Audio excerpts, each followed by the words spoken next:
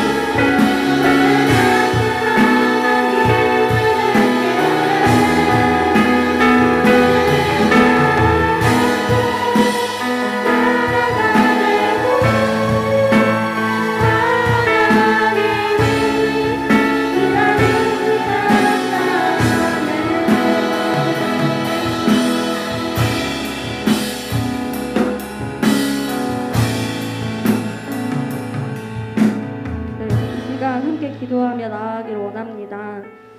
기도할 때 내게 맞춰져 있던 초점을 완전하시고 전능하신 하나님께 맞춰드리고 그 주님의 일하심을 바라보며 또 내 삶에 역사하시고 앞으로도 멈추지 않고 이끌어가실 하나님을 바라보는 예배 시간이 되길 소망한다고 합심하여 기도하겠습니다. 기도하겠습니다.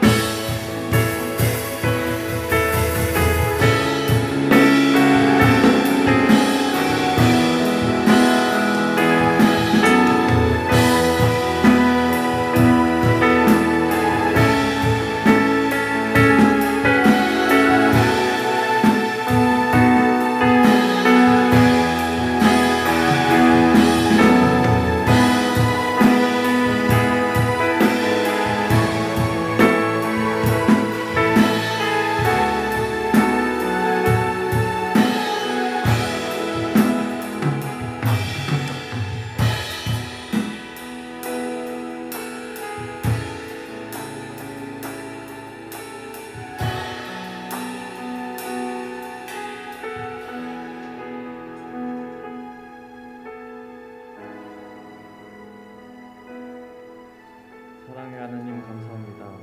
힘든 가운데 바쁜 와중에도 오늘 주님 앞에 이 자리에 모여 찬양하고 예배드릴 수 있게 해주심에 감사드립니다. 주님, 한 주를 살아오며 마음이 주를 떠나 세상에 눈을 돌렸던 것을 고백합니다. 저희의 죄를 용서하시고 그 약하고 어두운 마음 가운데 주인 되어주세요. 주님, 학업에 열중하고 바쁜 삶을 살고 있습니다. 그 삶 가운데 늘 주의 인도하심 아래에서 행하고 열매와 같은 결과를 맺을 수 있도록 해주세요. 말씀 전하시는 가운데 주의 은혜가 임하게 하시고 그 은혜로 마음에 온 문 여사 전해지는 말씀이 또다시 한 주를 살아가는 힘이 되게 해주세요. 감사드리며 주 예수 그리스도의 이름으로 기도드립니다.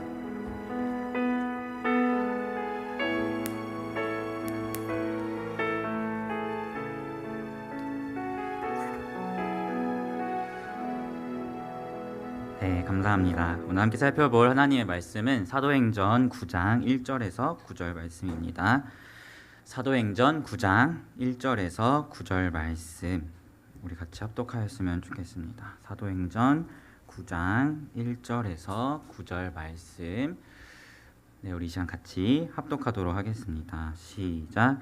사울이 주의 제자들에게 대하여 여전히 위협과 살기가 등등하여 대제사장에게 가서 다메섹 여러 회당에 가져갈 공문을 청하니 이는 만일 그 도를 따르는 사람을 만나면 남녀를 막론하고 결박하여 예루살렘으로 잡아오려 함이라. 사울이 길을 가다가 다메섹에 가까이 이르더니 호련히 하늘로부터 빛이 그를 둘러 비추는지라. 땅에 엎드려져 들음에 소리가 있어 이르시되 사울아 사울아 네가 어찌하여 나를 박해하느냐 하시거늘 대답하되 주여 누구시니까 이르시되 나는 네가 박해하는 예수라. 너는 일어나 시내로 들어가라. 내가 행할 것을 내게 이를 자가 있느니라 하시니 같이 가던 사람들은 소리만 듣고 아무도 보지 못하여 말을 못하고 서 있더라. 사울이 땅에서 일어나 눈은 떴으나 아무것도 보지 못하고 사람의 손에 끌려 다메섹으로 들어가서 사흘 동안 보지 못하고 먹지도 마시지도 아니하니라. 아멘. 네, 이렇게 세대통합 예배를 드리게 되는 것은 아주 오랜만에 드리게 되는 것 같아요. 그래서 감회가 새롭고 또 이렇게 우리에게 일상을 회복을 허락하신 하나님께도 감사하게 되는 오늘인 것 같습니다. 저희 피플이 젊은이 공동체는 이제 작년에 느헤미야서를 같이 1년 동안 살펴보았고 이제 올해 1월부터 사도행전을 가지고 계속해서 말씀을 나누고 있어요. 그래서 오늘 본문은 그 흐름에 따라서 마침 오늘 나누게 될 차례가 된 본문이 바로 오늘 함께 읽은 사도행전 9장의 본문입니다. 그래서 우리가 사도행전을 보면 잘 알다시피 예수님께서 이제 부활하시고 승천하시기 전에 제자들에게 사도행전 1장 8절에서 오직 성령이 너희에게 임하시면 너희가 권능을 받고 예루살렘과 온 유대와 사마리아와 땅끝까지 이르러 내 증인이 되라 라고 말씀하심을 우리가 잘 알고 있는데요. 사도행전도 이 말씀의 흐름에 따라서 전개가 되고 있다는 것을 우리가 같이 보게 돼요. 그래서 1장부터 7장까지는 이제 그 복음이 예루살렘과 유대 지역에 머물렀던 이야기를 담고 있고, 그리고 이제 스데반 집사님이 순교하신 이후에 이제 교회가 흩어지게 되면서 그 복음이 흩어지게 되는 것을 우리가 말씀을 통해서 보게 되는데요. 특별히 사도행전 1장 8절의 흐름에 따라서 먼저는 사마리아 지역의 빌립 집사님을 통해서 복음이 전파되는 것을 성경이 조명하고 있고, 그 이후에 이제 에디오피아 내시라는 이방인에게 복음이 증거되는 말씀을 다루면서 이제 성경이 땅 끝을 향해 복음이 가고 있다는 것을 그 사도행전 1장 8절의 흐름에 따라서 사도행전이 전개되고 있다는 것을 우리가 보게 됩니다. 그리고 나서 이제 오늘 함께 읽은 9장에 이르러서 이제 이방인의 사도라고 불리우는 사도 바울을 이제 성경이 본격적으로 등장시키고 있다는 것을 우리가 보게 됩니다. 이를 통해서 이제 복음이 예루살렘과 유대와 사마리아를 넘어서 이제 땅 끝까지 갈 것이라는 것을 우리가 기대하게 되는 그 시작이 바로 9장의 본문인데요. 특별히 오늘 본문은 그 바울의 회심을 담고 있는 너무나 유명한 본문입니다. 그래서 오늘 이 말씀을 통하여서 우리 피플스 교회를 향한 하나님의 크신 은혜와 뜻하심을 우리 모두가 발견하게 되기를 예수님의 이름으로 소망합니다. 네, 오늘 본문 1절, 2절을 보면요. 사울이 주의 제자들에 대해서 여전히 위협과 살기가 등등하여 제사장을 통해 공문을 받아 남녀를 막론하고 예수를 믿는 사람이면 다 잡아오고자 했다고 성경은 이야기하고 있습니다. 먼저 여기서 우리가 주목할 것은 사울은 사도 바울을 이야기하고 있다는 것을 여러분 다 아실 거예요.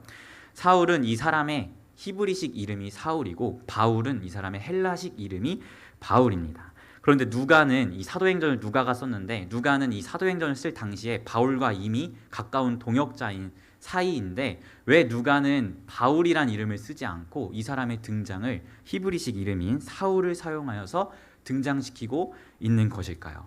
우리는 여기를 먼저 주목해 보아야 할 필요가 있는 것 같아요. 사도행전 7장을 보면 이제 스데반 집사가 돌에 맞아 죽을 때에 사울이 처음 나타나는데 그때 사울이 어떤 생각을 했냐면 성경이 이야기하기를 스데반 집사가 돌에 맞아 죽는 것이 마땅하다, 당연하다, 그것이 합당한 일이야 라고 생각했다고 성경은 이야기하고 있습니다. 즉 스데반 집사님이 죽는 것을 마땅하게 사울이 여겼다면 스데반 집사가 이야기한 것과 반대편 주장을 했다는 것을 우리가 살펴보게 되죠. 스데반 집사님이 임을 공회에 세운 그 반대편 사람들의 주장이 무엇인가를 살펴보니까 사도행전 6장 13절 14절에 스데반 집사님을 이제 죽이고자 했던 사람들의 주장이 나옵니다. 그것을 한번 말씀해 드리면 스데반이 율법을 거슬러 이야기하고 예수가 성전을 무너뜨리고 모세가 우리에게 전한 규례를 고치겠다고 하더라 라고 이야기하면서 스데반 집사를 공회 앞에 세우게 되었다는 것을 우리가 말씀을 통해서 보게 돼요. 즉 사울의 입장도 이 공회에 세운 이 사람들의 입장과 같은 입장이었다라는 것이죠. 그래서 스데반 집사가 죽는 것을 마땅히 여겼다라는 것을 우리가 보게 되는데요. 이 스데반 집사를 공회에 세웠던 이 사람들이 이야기하는 모세의 율법을 스데반 집사가 고쳐먹으려 하였다라고 한 이 말은 도대체 무슨 뜻일까요? 바로 예수 그리스도를 믿음을 통한 구원을 이야기한다는 것을 이렇게 표현하고 있는 거예요. 즉 유대인들 입장에서 율법의 행함을 통해서 구원을 받는다는 주장이 아니라 믿음을 통해서 구원을 받는다는 주장을 펼치니까 스데반 집사 저 사람이 모세의 율법을 고쳐먹으려 합니다 라고 하면서 공회 앞에 스데반 집사를 세운 것이죠. 그리고 바울도 이 사실에 동의했던 것입니다. 바울이 생각하기에 예수를 믿음으로 구원을 받는 것이 아니라 그 사람은 철저하게 가말리엘 학파로서 바리새인 중에 바리새인으로서 율법을 행함을 통한 구원이라는 생각을 가지고 있었던 사람이었던 것이죠. 그래서 철저하게 유대교적 생각을 가지고 있었기 때문에 누가는 바울을 등장시킬 때 헬라식 이름인 바울이 아니라 히브리식 이름인 사울을 등장시킴으로 오늘 말씀을 시작하고 있다는 것을 보게 됩니다. 즉 철저히 유대주의적이었던 바울이 예수의 도를 따르는 사람들을 잡아오려고 쫓아가는 이유가 이 사울이라는 이름에서 여실히 드러나고 있다는 것이죠. 스데반 집사가 주장한 것은 새 것이 왔으니 옛 것은 이제 물러가야 된다라는 주장을 하였고 사울이 봤을 때는 옛 것을 지키고 새 것을 없애야 한다라는 주장을 가지고 있었기 때문에 이 사람은 교회를 쫓아가서 핍박하려고 하였고 그래서 누가는 히브리식 이름인 사울이라는 이름을 등장시키고 있다는 것을 우리가 보게 됩니다. 그렇게 이 사울이란 인물이 자신의 신념을 따라서 위협과 살기가 등등하여 그리스도인들을 핍박하고자 다메섹으로 가고 있었는데 오늘 말씀 3절 4절을 보니까 그때 하늘로부터 한 빛이 사울에게 비추었고 사울은 땅에 엎드러져 빛 가운데 들리는 소리를 들었는데 그 소리가 이야기하기를 사울아 사울아 어찌하여 네가 나를 박해하느냐라는 소리를 들었다라고 성경이 이야기하고 있어요. 그래서 이 소리를 들은 사울이 5절에 보니까 누구십니까? 라고 이렇게 물어보니 그 음성이 대답하기를 나는 네가 박해하는 예수라 라고 이야기함을 오늘 성경을 통해서 우리가 보게 됩니다. 사울은 이때 분명하게 자신이 지금 하나님의 임재 아래 있다는 것을 깨달았을 거예요. 왜냐하면 강력한 빛과 함께 들려오는 이 음성, 이 사울아 사울아라는 이 음성은 구약 성경 안에서 하나님께서 역사하시고 말씀하셨던 방식을 굉장히 잘 보여주고 있는 방식이거든요. 근데 사울은 구약 성경에 정통한 바리새인 중에 바리새인이었기 때문에 이런 강력한 빛과 하나님의 사울아 사울아라고 부르시는 이 음성을 들었을 때 아 내가 지금 하나님의 임재 아래 있구나라는 것을 분명히 이 사람은 깨달았을 거예요. 근데 충격적인 것은 누구십니까? 라고 물었을 때 그 대답이 네가 박해하는 예수다라는 대답이 돌아왔다는 것이죠. 즉 사울은 이 순간 무엇을 깨달았겠어요? 바로 내가 지금 하나님의 임재에 있는데 그 하나님의 임재가 이야기하기를 나는 예수다라고 이야기를 하니까 사울은 예수는 곧 하나님이시라는 것을 깨닫게 되었다는 것을 우리가 먼저는 보게 됩니다. 그리고 그뿐만 아니라 사울이 한 가지 더 깨달은 것이 있는데 고린도전서 15장 8절을 보면 바울이 이 예수를 다메섹 도상에서 만난 사건에 대해서 고린도전서 15장에서 서술하고 있거든요. 근데 고린도전서 15장을 보면 이게 부활장이라고 해서 부활에 대한 이야기를 쓰고 있어요. 그래서 예수 안에서의 부활을 설명하면서 예수님이 부활하셨고 베드로에게 나타나셨고 500여 명의 형제들에게도 나타나셨고 12제자에게도 나타나셨고 야고보에게도 나타나셨다. 그리고 바울이 15장 8절에서 뭐라고 이야기하냐면 맨 나중에 만삭되지 못한 나에게도 예수께서 나타나셨다라고 서술하면서 오늘 이 사도행전 9장의 말씀을 서술하고 있다는 것을 우리가 보게 돼요. 즉 사도 바울은 사도행전 9장에서 빛 가운데 하나님의 임재 안에 거했던 이 사건을 어떻게 기록하고 있다고요? 맨 나중에 만삭되지 못한 나에게 부활하신 예수님이 나타나셨다라고 기록하고 있음을 보게 됩니다. 즉 이 사건은 부활하신 예수님이 마지막으로 나타나신 사건이 바로 사울을 다메섹 도상에서 만나신 이 사건이라는 것을 우리가 보게 된다는 것이죠. 우리가 잘 알다시피 사도 바울은 사도성에 대한 공격을 굉장히 많이 받았어요. 저 사람이 어떻게 사도냐라는 그런 공격을 또 의문을 굉장히 많이 받았다라는 것이죠. 그래서 우리가 말씀을 통해서 보듯이 갈라디아서를 보면 자신의 사도성에 대해서 계속해서 변론하는 것을 우리가 보게 되거든요. 왜냐하면 저 사람이 어떻게 사도야라는 그 의문과 공격이 교회 안에 있었기 때문이에요. 사도행전 2장을 보면 마띠아를 가룟 유다 대신 세울 때에 이 사도로서 세우기 위한 조건이 나오는데 그 조건이 두 가지가 있어요. 첫 번째는 예수의 부활을 목격한 자, 두 번째는 예수께서 공생의 기간이 있을 때 예수와 함께 했던 자들 그 중에서 뽑아야 한다라고 이야기하고 있는데 사울은 그러지 않았잖아요. 예수님이 하늘로 승천하시기 전 그 부활의 모습을 제자들에게 비춰줬을 때 그때 사울은 예수님을 보지도 않았고 중요한 것은 공생의 3년의 기간 동안 예수님과 함께하지 않았기 때문에 이 바울의 사도성에 대한 공격이 계속해서 그 초대교회 안에서 의문과 공격이 많았습니다. 그런데 바울 사도가 자신에 대해서 어떻게 이야기하고 있냐면 아니야 나도 부활하신 예수님을 목격했고 만났어 라고 고린도전서 15장 8절에서 이야기하고 있는 거예요.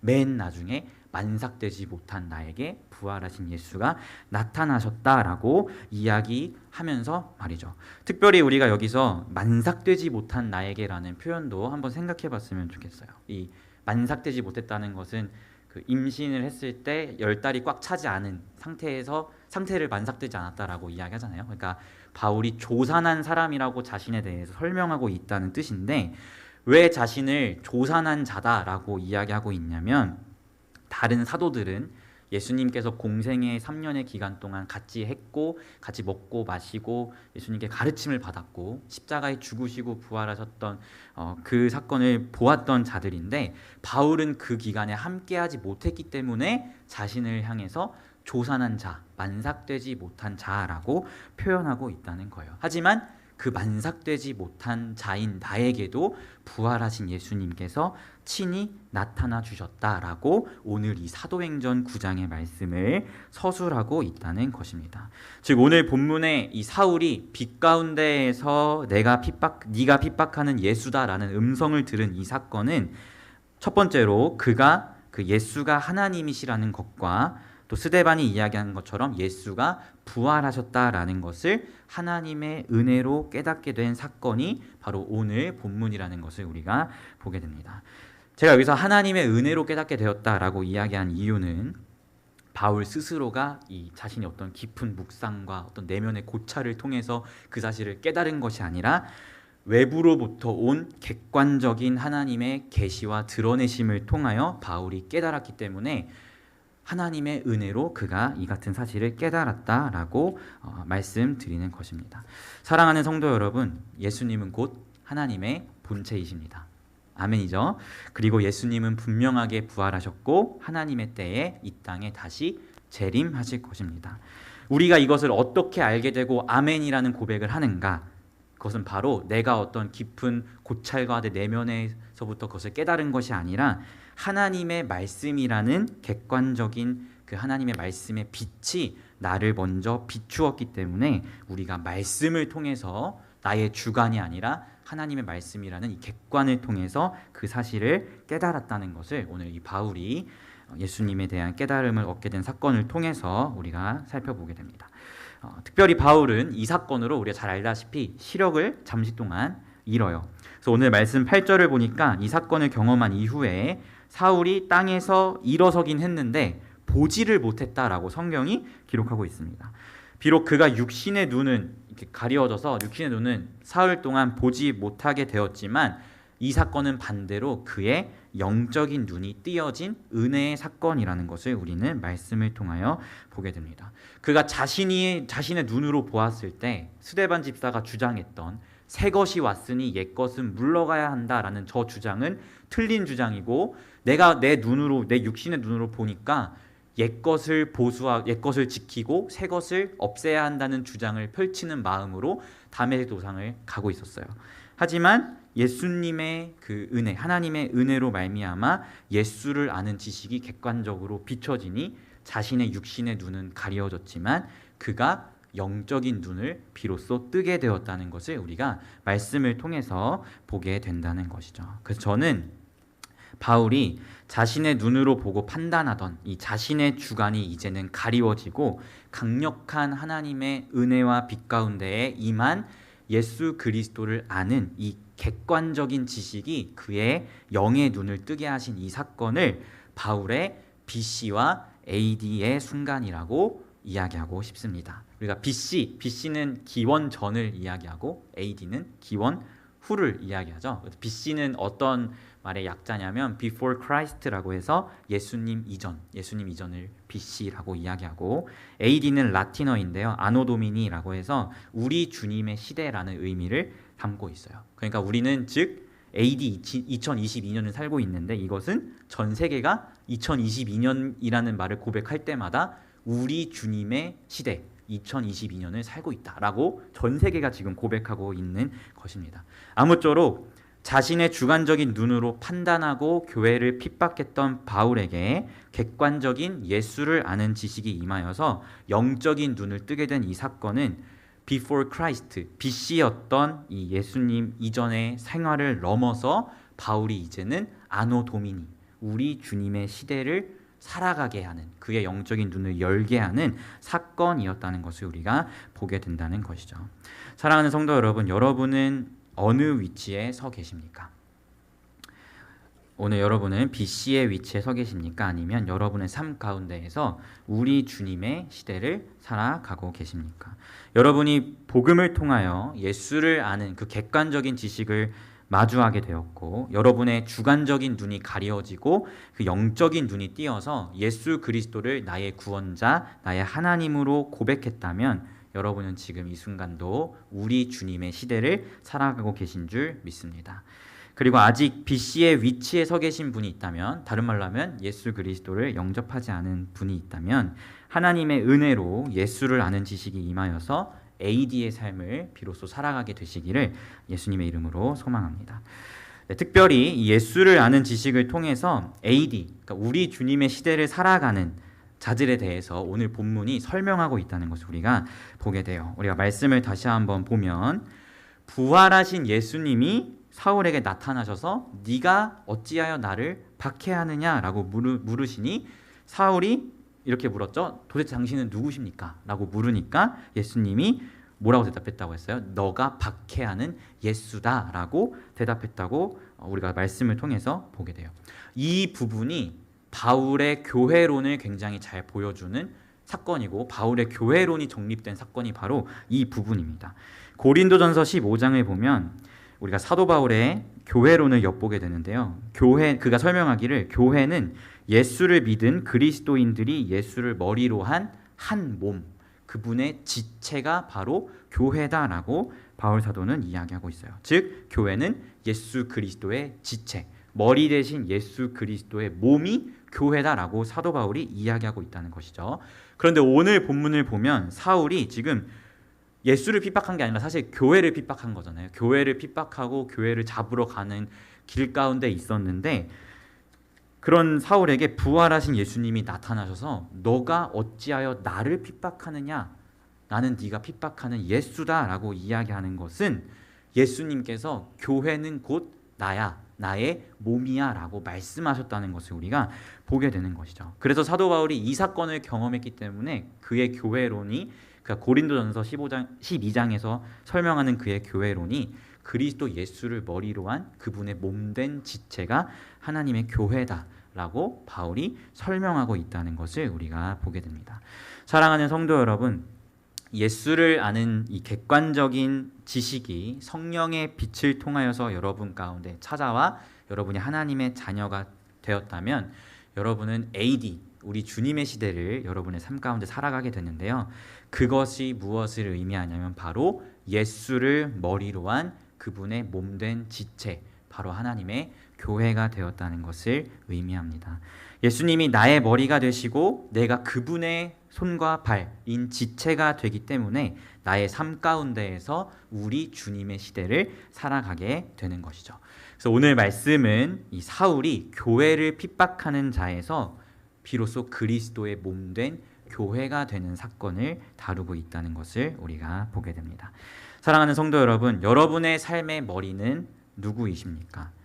여러분이 교회가 되었다면 나의 삶의 머리는 예수 그리스도 한 분뿐임을 기억하셨으면 좋겠습니다. 그리고 예수를 머리로 나는 그분의 지체로 살아가는 자들은 사도행전에서 계속해서 이 삶의 모습 가운데 그 삶을 드러내고 증명한다는 것을 우리가 기억하였으면 좋겠고, 이 교회된 삶이 바로 AD의 삶, 우리 주님의 시대를 살아가는 삶이라는 사실을 여러분이 기억하셨으면 좋겠습니다. 우리가 구원을 이야기할 때 이제 흔히 칭의와 성화를 이야기하죠. 그래서 칭의는 의롭게 여김을 받았다라는 것을 칭의라고 이야기하고, 성화는 이제 예수님 다시 오실 날까지 그분의 거룩하심을 닮아가는 것을 성화라고 이야기하는데요. 칭의는 믿음으로 의롭다 여김을 받는 것인데 이것은 우리가 어떻게 할 수 있는 것이 없어요. 오늘 말씀처럼 하나님으로부터 객관적인 예수를 아는 지식이 그냥 하나님의 은혜로, 성령의 강력한 은혜와 조명하심으로 나에게 임해서 내가 하나님의 은혜로 그것을 깨닫고 하나님의 은혜로 믿게 되어야 내가 의롭다 여김을 받을 수 있습니다. 그리고 그 순간이 우리가 교회가 되는 순간이죠. 즉 칭의는 우리가 뭐 어떻게 할 수 있는 것이 없어요. 전적으로 하나님의 주권적인 부분입니다. 하지만 성화는 조금 달라요. 성화는 물론 성화의 과정에서도 하나님의 절대적인 주권은 반드시 기본적으로 필요하고 절대적으로 필요합니다. 하지만 성화에 있어서는 우리가 이 사실을 반드시 기억하였으면 좋겠는데, 하나님의 강하신 오른손이 나를 강하게 붙잡고 계시고 이 하나님은 신실하셔서 나를 꽉 붙잡고 있는 이 오른손을 절대 놓치지 않으세요. 이것이 하나님의 절대적인 주권이죠. 그러면 성화는 무엇이냐? 이 사실을 믿음으로 오늘 내가 한 걸음 한 걸음 죄와 싸우며 나아가는 것이 바로 성화입니다. 그래서 우리가 이것을 한마디로 정의해 보면 칭의는 하나님의 은혜로 살아나는 것이고 성화는 살아가는 것이다 라는 것을 우리가 기억하였으면 좋겠습니다. 사랑하는 성도 여러분, AD를 살아가시는 그리스도의 몸된 지체로서 살아나셨다면 이제는 머리이신 그리스도께로 날마다 자라가고 그분의 지체로서 날마다 살아가는 저와 여러분이 되시기를 소망합니다. 사울은 바나바와 함께 이제 본격적으로 이방인의 사도로서 이제 사명을 가지고 머리이신 그리스도의 지체로서의 삶을 살아갈 때 비로소 성경이 히브리식 이름인 사울이 아니라 헬라식 이름인 바울이라는 이름을 사용합니다. 왜냐하면 그가 이방인을 위한 사도였기 때문에 이방식 이름, 헬라식 이름인 바울이라는 이름으로 성경에서 이야기하고 있다는 것이죠. 하나님의 은혜로, 전적인 은혜로 살아나셨다면 이제는 바울과 같이 그분의 지체로서 하나님이 강하신 손으로 나를 붙들고 계시고 이 손은 절대 나를 놓치지 않는다는 사실을 믿음으로 오늘 내가 마땅히 살아가야 할 하나님의 지체로서의 삶을, 그리스도의 지체로서의 삶을 살아가시는 우리 피플스 교회가 되었으면 좋겠습니다. 어느 곳에 서 있든지 여러분은 예수를 머리로 한 그분의 몸된 지체, 바로 하나님의 교회입니다. 그리하여 부르신 곳마다 이 사실을 기억함으로 부르신 곳마다 하나님의 나라를 세워가시고 죄와 싸움으로 거룩함을 유지하시고 그리고 하나님의 영광을 세상 가운데 온전하게 비추는 그런 우리 피플스 교회가 되기를 예수님의 이름으로 소망합니다. 아멘. 우리 같이 찬양하였으면 좋겠습니다. 우리 내 안에 가장 귀한 것이란 찬양 같이 고백할게요. 우리 안에 가장 귀한 것은 하나님께서 은혜로 허락하신 예수 그리스도를 아는 지식임을 우리가 기억하였으면 좋겠습니다. 이 사실을 기억하면서 우리 전심으로 함께 찬양하며 나아가도록 할게요.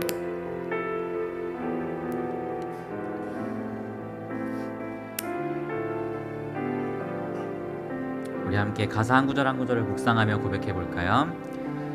내 안에 가장 귀한 것 예수를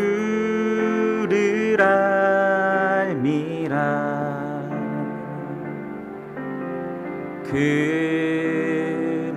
금은보다 더 귀한 것 예수를 알미라.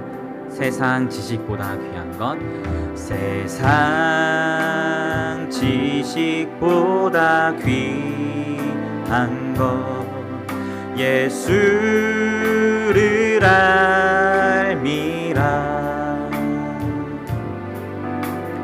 내 안에 가장 귀한 것 예수를 알미라.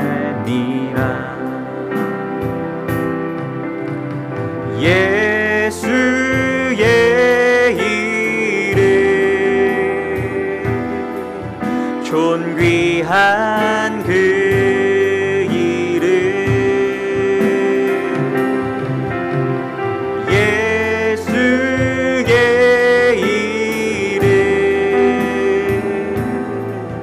능력의 그 이름 예수의 이름 예수의 이름 존귀한 그 이름 예수의 이름 능력의 그 우리 잠잠하게 한번 고백해 볼까요? 내 안에 가장 귀한 것 내 안에 가장 귀한 것 예수를 알미라.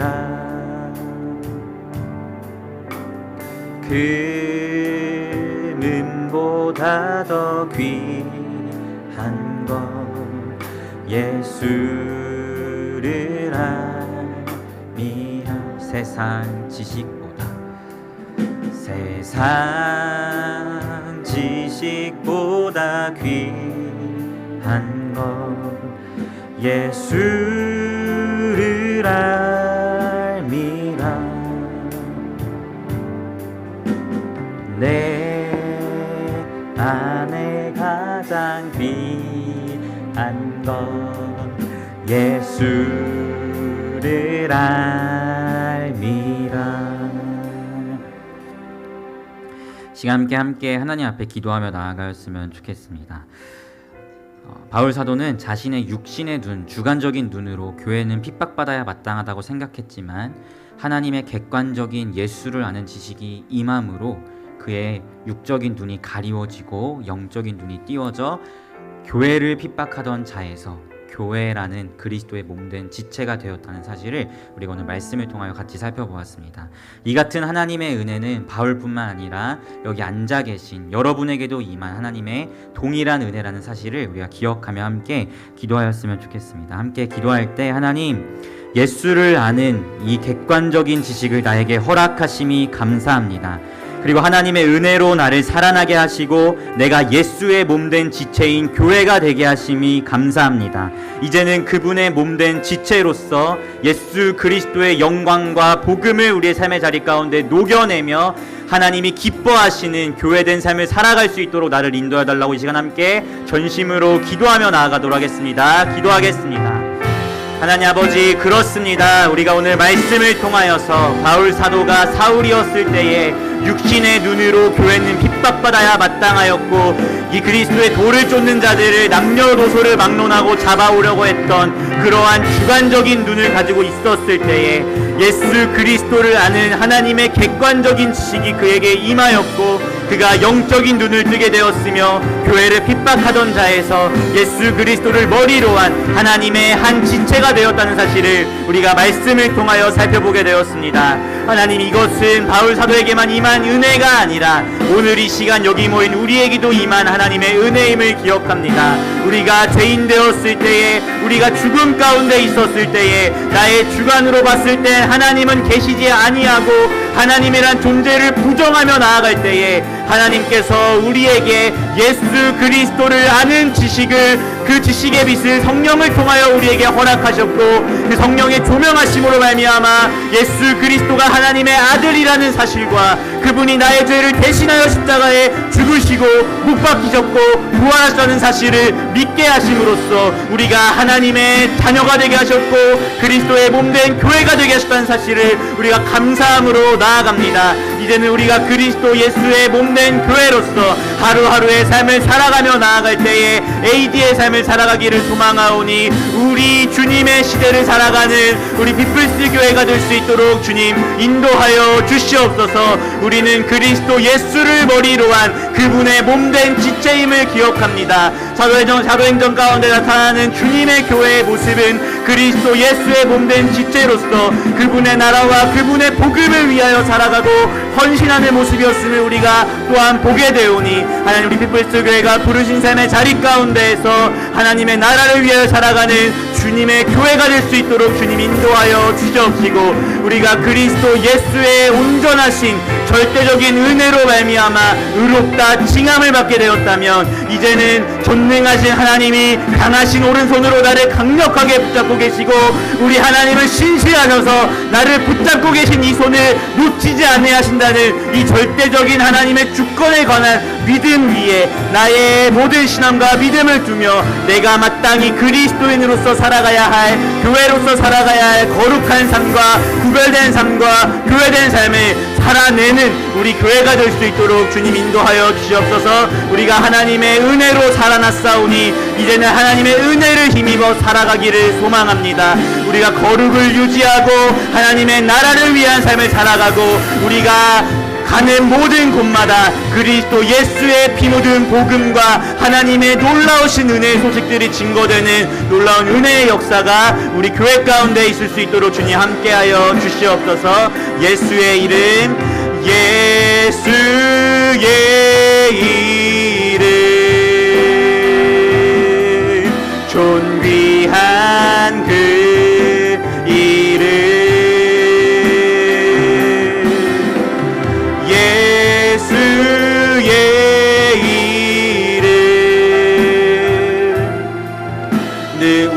살아나게 하셨고 살아가게 하시는 주님의 이름을 다시 한번 찬양하겠습니다. 예수의 이름, 예수의 주님의 이름은 존귀하신 이름입니다. 아멘.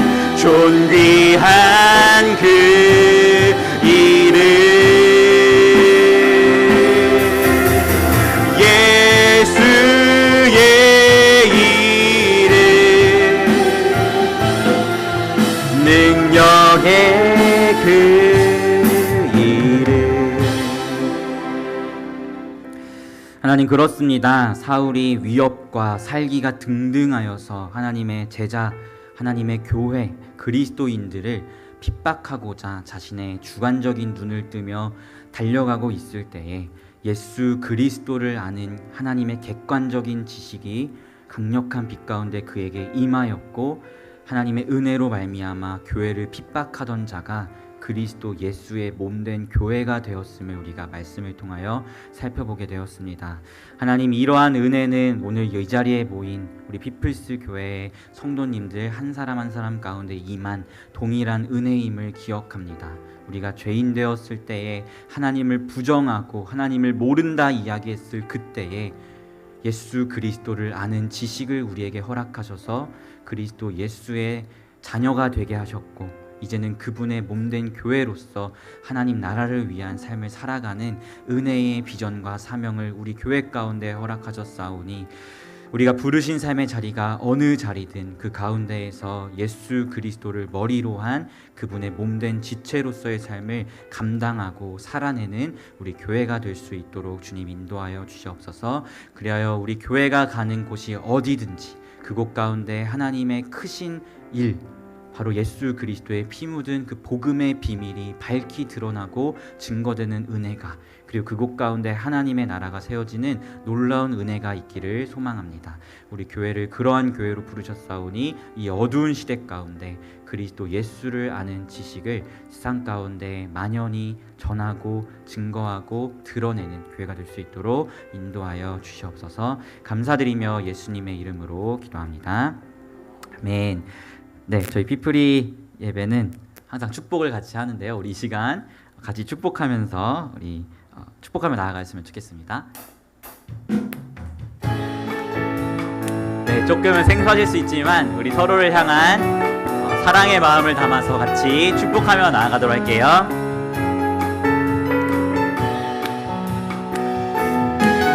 주님이 여러분을 사랑하십니다. 함께 축복할까요? 주님은 너를 사랑해, 얼마나 널 사랑하는지 성경은 그 사랑 전하네. 널 향한 놀라운 그 계획이라네. I love you, God bless you. 너를 사랑해, 널 사랑해. 주님은 너를 사랑. I love you, God bless you. 너를 축복해, 널 축복해. 주님은 축복해, 너를 사랑해. 네, 모두 사랑합니다. 우리 같이 주기도문 하심으로 모든 예배 순서 마치도록 하겠습니다. 하늘에 계신 우리 아버지여, 이름이 거룩히 여김을 받으시오며 나라의 마옵시며 뜻이 하늘에서 이루어진 것 같이 땅에서도 이루어지이다. 오늘날 우리에게 일용할 양식을 주옵시고, 우리가 우리에게 죄 지은 자를 사하여 준 것 같이 우리의 죄를 사하여 주옵시고, 우리를 시험에 들게 하지 마옵시며 다만 악에서 구하옵소서. 대개 나라와 권세와 영광이 아버지께 영원히 있사옵나이다. 아멘.